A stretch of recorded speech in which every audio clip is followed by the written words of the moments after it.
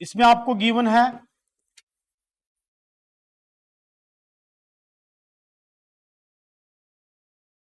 देखिए dear student, ध्यान दीजिए,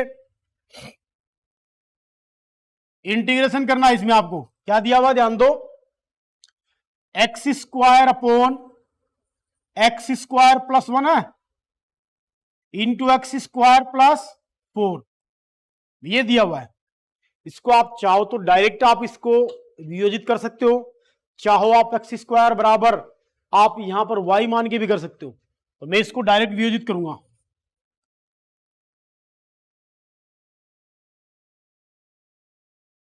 आंशिक भिन्नों में वियोजित करने पर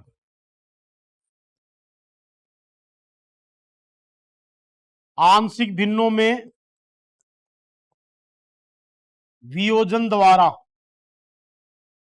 हाँ भाई इसका वियोजन क्या आएगा बताओ, x square upon x square plus 1 into x square plus 4, इसका वियोजन क्या होगा बताओ बेटा। इसका वियोजन होगा A upon x square plus 1 फिर plus B upon x square plus 4। ये आपको मैंने एक वियोजन का रूल बताया था, याद हो तो। अब इसका भी शॉर्ट मेथड से आप ए और बी का मान निकाल लेना। कैसे निकालोगे देखो, ए के लिए, हाँ भाई ए के लिए क्या करेंगे, एक्स स्क्वायर प्लस 1 बराबर 0 और एक्स स्क्वायर बराबर -1 पर। तो क्या आएगा भाई ध्यान दो, ए बराबर रखो भाई -1, इसको डिलीट करो, -1 प्लस 4, तो ए का वैल्यू कितना आएगा बेटा, -1/3 आ गया। कैसे निकाला हमने इसका वैल्यू, भाई ए के अपोन में ए का मान निकालेंगे, ए के अपोन में जो भी है उसके इक्वल टू 0 रखेंगे, फिर एक्स स्क्वायर का वैल्यू निकालना है, खाली एक्स का नहीं निकालना, एक्स का टर्म ही नहीं अपने पास में, X square is equal to -1। अब ये कहाँ रखना है, इस वाले पोर्शन में रखना है, इसको छोड़ के ये डिलीट रहेगा, इसमें और इसमें रख दिया अपन ने -1 और -1, तो ए का वैल्यू कितना आ गया, -1/3। फिर लिखोगे बेटा बी के लिए, बी के लिए लिखोगे तो क्या आएगा ध्यान दो, X square plus 4 is equal to 0 और X square is equal to -4 पर क्या आएगा dear student, B is equal to बताओ -4 अपॉन -4 प्लस 1, तो B is equal to -4 upon -3, तो बी इज इक्वल टू कितना आ गया, 4/3। या आपने बी का वैल्यू निकाल लिया बेटा।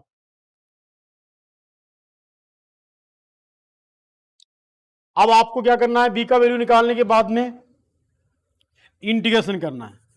तो आप इंटीग्रेशन कर रहे थे किसका, integration of X square DX upon में एक्स स्क्वायर प्लस 1 इंटू में एक्स स्क्वायर प्लस 4, इसका इंटीग्रेशन कर रहे थे।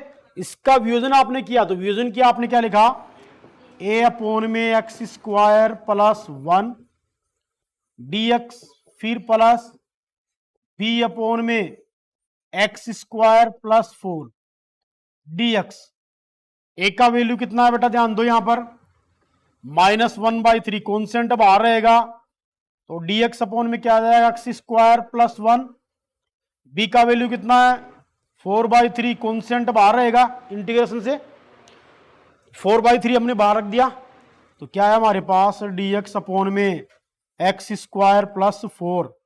अब इनका इंटीग्रेशन आप आसानी से कर सकते हो, ये स्टैंडर्ड इंटीग्रल में कन्वर्ट हो गए, तो आप इनको लिख सकते हो 1/3 इंटीग्रेशन डीएक्स अपॉन में एक्स स्क्वायर प्लस 1 का स्क्वायर प्लस 4/3 डीएक्स अपॉन में X square plus 2 to the square. अब दोनों का इंटीग्रेशन आप जानते हो भाई, इसका बताओ क्या आएगा, 1/a tan inverse x upon a, root में नहीं है वो, tan इनवर्स का इंटीग्रेशन क्या होता है भाई, आपको मैंने बताया था dx upon x square plus a square का 1/a tan inverse x upon a होता है, फिर प्लस 4/3 इसका 1/a tan इनवर्स x/2 प्लस सी। सोल्व कर ले इसे, -1/3 tan इनवर्स x प्लस 2 2 जा 4 2/3 tan इनवर्स x/2 प्लस c। ये इसका सॉल्यूशन आ जाएगा। ठीक है, तो ये था एक अलग तरीका जिससे आप इसको ऐसे भी सोल्व कर सकते हैं। ठीक है ना, तो आप नोट करना चाहो तो नोट भी कर लो इसे, अदरवाइज ये एग्जाम पल जो है आपको दूसरे मेथड से दिया हुआ है, आप नोट कर लीजिए इसको। समाकलन है इंटीग्रेशन बाय पार्ट्स।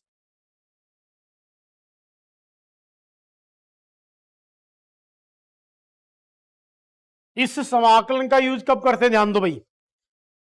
जैसे आप लोगों को पता है कि अवकलन में आपने पढ़ा होगा कि दो फलनों का गुणनफल दिया जाए तो उनका अवकलन अपन u इंटू वी वाले रूल से करते हैं। u को बाहर रखते थे v का अवकलन, फिर v को बाहर u का अवकलन। अब इसमें भी क्या है, खंडशः समाकलन है, तो यहां ध्यान दीजिए कैसे करोगे, ध्यान दो भाई। ये इसका बेसिक कंसेप्ट है u v dx। u को बाहर रख लो, v का इंटीग्रेशन कर दो माइनस u का अवकलन और v का समाकलन, और फिर इन दोनों का क्या करोगे, समाकलन। ये रूल है। इसको याद करने का तरीका फर्स्ट इंटू सेकेंड से। ठीक है, जैसे फर्स्ट को बाहर रखेंगे, सेकंड का आप इंटीग्रेशन करोगे, माइनस फर्स्ट का डिफरेंशिएशन करोगे और फिर सेकंड का इंटीग्रेशन, फिर डिफरेंशिएशन और इंटीग्रेशन जो है उन दोनों का इंटीग्रेशन करेंगे। तो ये आपका बेसिक रूल का जो कंसेप्ट है वो है, या आप इसका रूल कह सकते हो कि इंटीग्रेशन जो बाय पार्ट्स वाला कंसेप्ट है उसमें क्या होता है, दो फंक्शन देगा u और v, दो फलन जब मल्टीप्लाई में दिए जाएं तो उनका इंटीग्रेशन कैसे करेंगे, फर्स्ट इंटू सेकेंड से। ठीक है, फर्स्ट को आप क्या लिखोगे बाहर, सेकंड का इंटीग्रेशन माइनस फर्स्ट का डिफरेंशिएशन और इंटू में सेकंड का डिफरेंशिएशन, फिर इन दोनों का क्या होगा, डिफरेंशिएशन और इंटीग्रेशन का भी इंटीग्रेशन। ठीक है ना, तो ये था आपका कंसेप्ट कौन सा, इंटीग्रेशन बाय पार्ट्स। ठीक है, अब याद करने के लिए आप इसमें लिख सकते हो ऐसा भी, भाई किसी को याद नहीं होता तो वो ऐसा लिख ले। जैसे आपके पास दो फलन है, प्रथम फलन और द्वितीय फलन मान लो ये है, और ये dx दिया हुआ है, तो याद कैसे करोगे, प्रथम को बाहर निकाल लो और द्वितीय फलन का समाकलन कर लो, माइनस प्रथम फलन का अवकलन कर लो,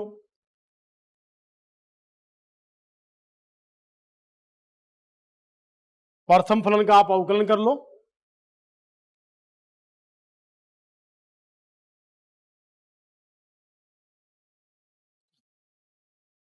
और सेकंड का समाकलन कर लो,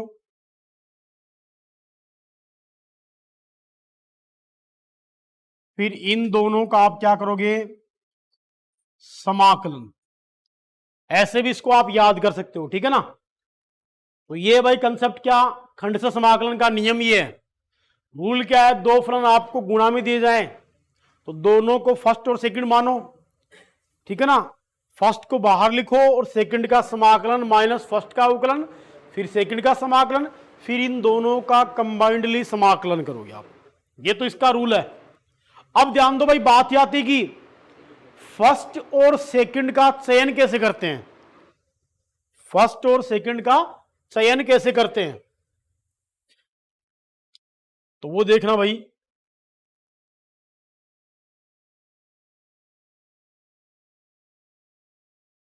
देखो भाई, आप यहां लिखोगे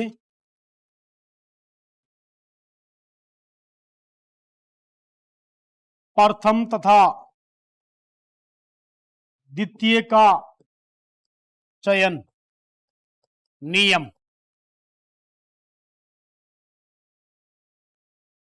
फर्स्ट और सेकंड को जो आप सेलेक्ट करते हो उसका रूल क्या है, उसके लिए आप याद रखना एक फॉर्मूला होता है आइलेट।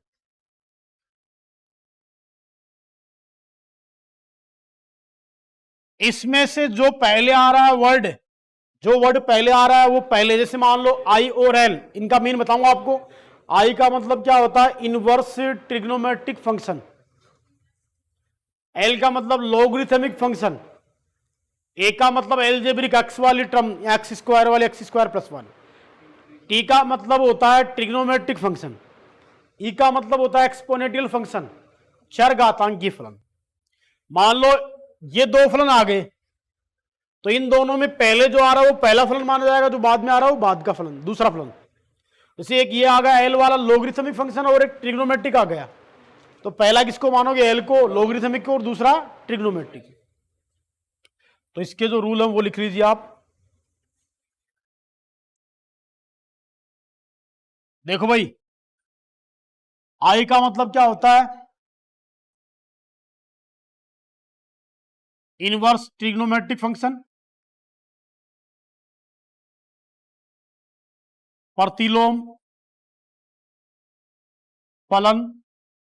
कौन कौन से, जैसे मान लीजिए sine inverse x, cos inverse x और tan inverse x, ETC. L का मतलब होता है लॉगरिथमिक फंक्शन, लॉगरिथमिक फंक्शन। कौन कौन से भाई, लघुगणकीय है।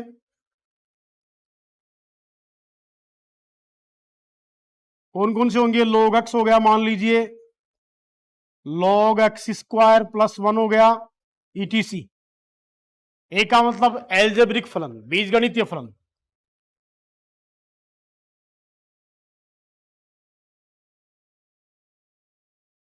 बीजगणितीय फलन।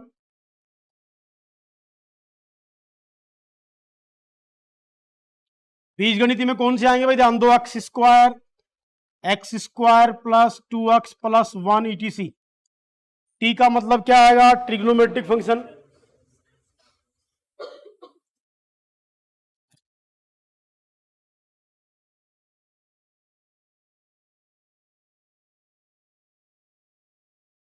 ट्रिग्नोमेट्रिक फंक्शन, त्रिकोणमितीय फलन,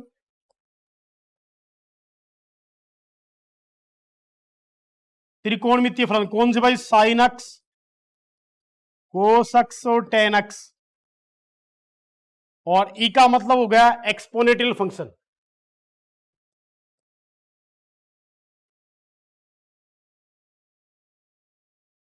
चरघातांकी फलन।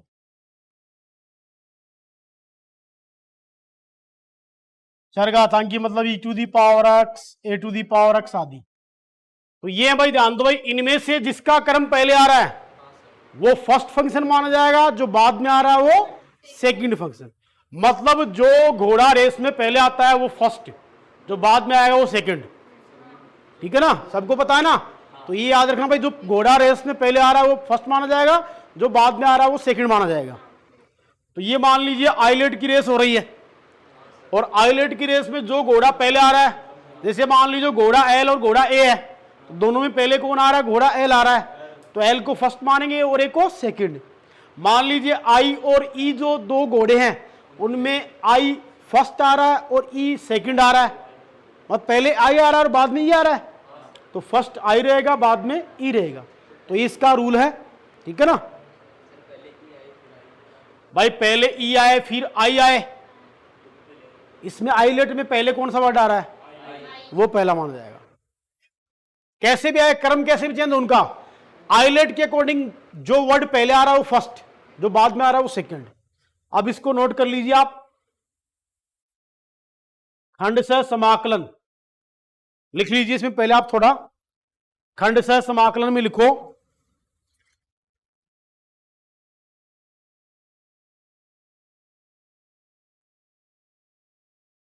लिखो बेटा।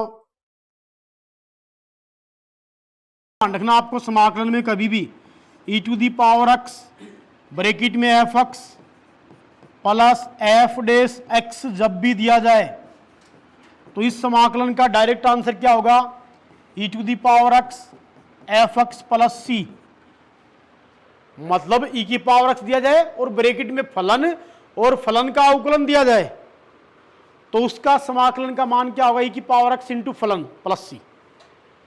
दूसरा e to the power a x into sine b x, इस टाइप का कोई भी समाकलन दिया जाए आपको तो उसे लिखोगे e to the power a x upon में a square plus b square, bracket a sine b x minus b cos b x plus c.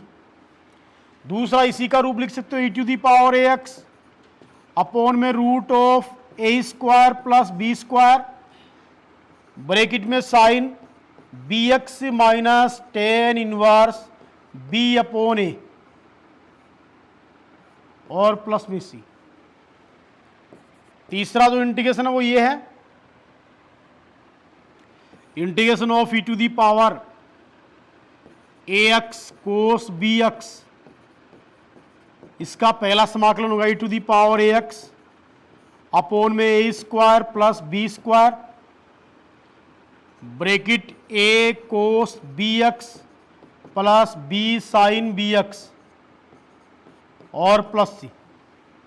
Second e to the power a x upon में root of a square plus b square into cos b x minus tan inverse b upon a और plus सी।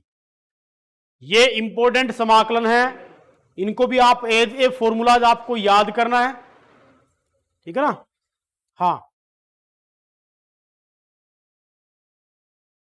अब इनमें ध्यान रखना बेटा एक बात, आप देखो ये जो है ना खंड से समाकलन, इसका इनको मैं दोनों को मैं प्रूव करके बताऊंगा आपको, दोनों को मैं प्रूव करके बताऊंगा आप। तो इनमें क्या करेंगे, देखो ये अपने आप में क्या एक अपवाद है, इन दोनों में से आप फर्स्ट और सेकंड किसी को भी मान सकते हो। क्यों मान सकते हैं, क्योंकि मैंने अभी आपको एक लाइन लिखाई थी कि खंडशः समाकलन में सेकंड फलन उसी को मानते हैं जिसका समाकलन किया जा सके।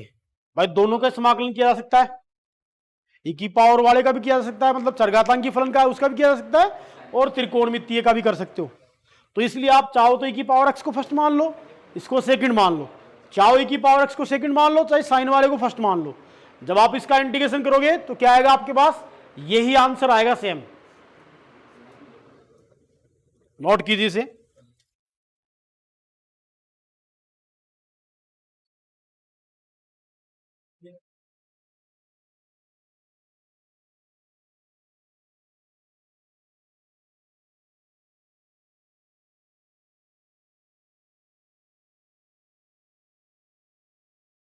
Dear friend and dear student, ये था आज हमारा नया टॉपिक था खंडशः समाकलन, इंटीग्रेशन बाय पार्ट्स। इस टॉपिक के अकॉर्डिंग देखो हमने क्या पढ़ा कि जब दो फलन, सामान्यतः दो भिन्न भिन्न फलन जब गुणा में दिए जाते हैं तो उनका हम अवकलन करना हमने सीख लिया, लेकिन उसका समाकलन करना भी हमें आना चाहिए। तो इसका समाकलन करेंगे तो अपन ये खंडशः समाकलन जो विधि है इसमें पढ़ेंगे। तो इसमें क्या होता है, खंडशः समाकलन में फर्स्ट और सेकंड दो फलन मानेंगे और आइलेट से फर्स्ट और सेकंड का अपन सिलेक्शन करते हैं, जिसमें क्या करेंगे, फर्स्ट को बाहर लेंगे और सेकंड का समाकलन माइनस फर्स्ट का अवकलन और फिर सेकंड का वापस से समाकलन, फिर इन दोनों का अवकलन और समाकलन का जो है जॉइंटली समाकलन करेंगे। तो ये इसका खंडशः समाकलन का रूल था। इसके बाद में मैंने आपको बताया कि इसका आइलेट का यूज जो है कैसे करेंगे। इसके बाद आपको 3 मानक समाकलन बताए, इनको अपन कल प्रूव करेंगे। तो लगातार हमारे साथ समाकलन, अगर आप अपना समाकलन का टॉपिक जो है स्मूथ बनाना चाहते हो तो लगातार हमारी वीडियोज़ को देखते रहें, लाइक शेयर और सब्सक्राइब करते रहें और कमेंट बॉक्स में कमेंट अवश्य लिखें। धन्यवाद।